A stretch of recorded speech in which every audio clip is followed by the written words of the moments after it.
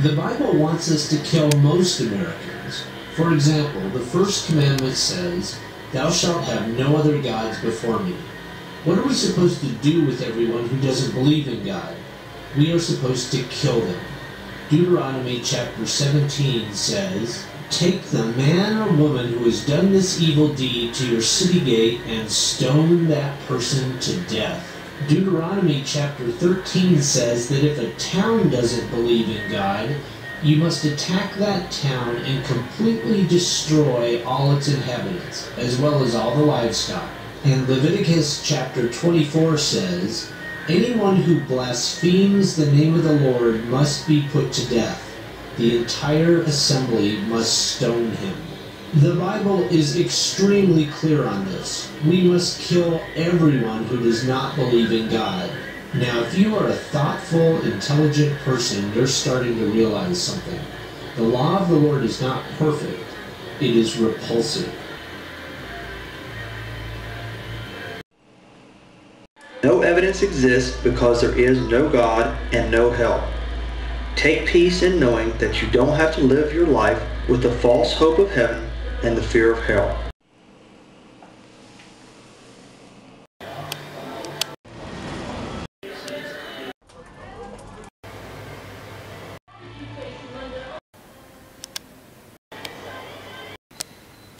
Madame Blavatsky, one of the greatest scholars the world has ever known, writes in this way. She says that appellation Satan in Hebrew belongs by right to the first and cruelest adversary of all other gods, Jehovah, not in the serpent which spoke only words of sympathy and wisdom.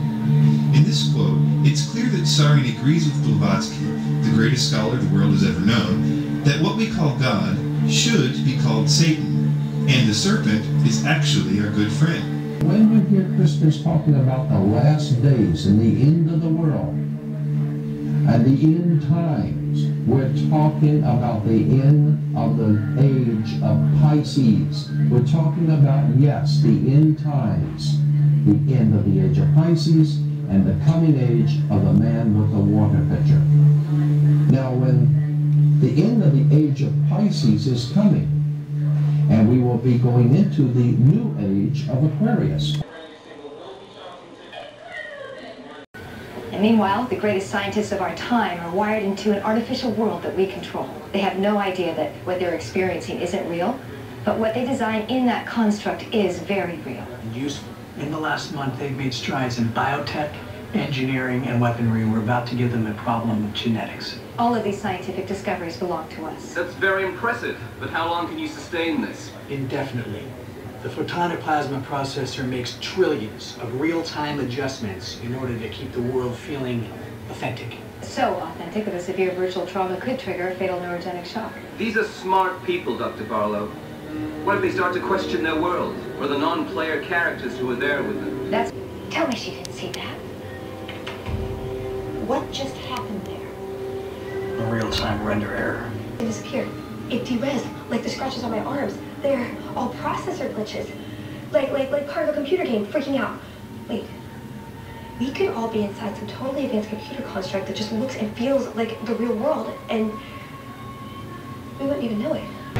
We really broke the Matrix.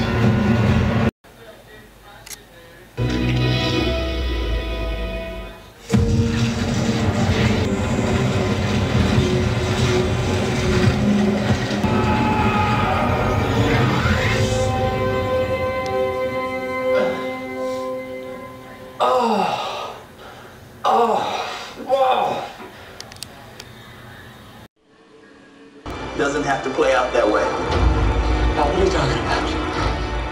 I found a way to change the game. Transmission that is being beamed throughout the entire universe. I'm afraid that Earth, all of Earth, is nothing but an intergalactic reality TV show.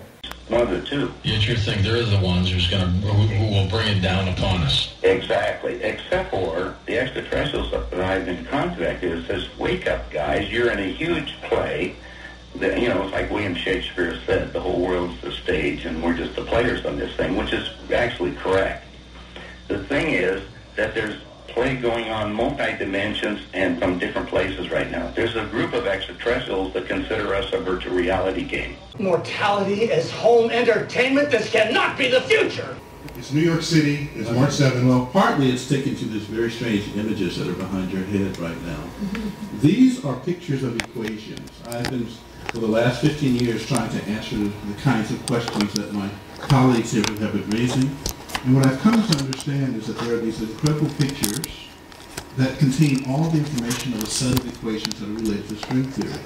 And it's even more bizarre than that, because when you then try to understand these pictures, you find out that buried in them are computer codes, just like the type that you find in the browser when you go surf the web. You're saying that your attempt to understand the fundamental operations of nature leads you to a set of equations that are indistinguishable from the equations that drive search engines and browsers on our computers. That is correct. So, wait, I have to just be silent for a minute here. So you're saying as you dig deeper, you find computer code writ in the fabric of the cosmos. Into the equations that we want to use to describe the cosmos, yes. Computer code. Computer code, strings of bits of ones and zeros. It's not just sort of resembles computer code, you're saying it is computer code. It's not even just is computer code, it's a special kind of computer code that was invented by a scientist named Claude Shannon in the 1940s. That's what we find very, very deeply inside the equations that occur in string theory and in general in systems that we say are supersymmetric. Some of those codes are showing on the screen behind you right now. They don't look like codes, but these pictures, which we call adinkras, are graphical representations of sets of equations that are based on codes. That in the description of our universe, that is a supersymmetrical universe, which we're going to test in the LHC. If you believe that description, I can show you the presence of these codes. That's my statement. Do you have any predictions in your ideas, or any ways to test any of your ideas any more than, say, the guy over on the screen? The work that I'm doing is in fact so theoretical that we don't understand yet whether it is even possible to complete the program. We have found these strange graphs. We know that they are equivalent to equations, and we have found in these equations computer codes. And so that's where we are right now. So I cannot give you a prediction. This work is less than 2 years old.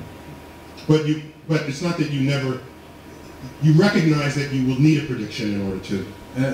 Someone recently asked me, said, well, you don't care about experiments, do you? And I said, no, that's exactly wrong, because you see, I spent my career as a researcher worrying about supersymmetry. I would want to see an experiment before I shuffle off this mortal coil.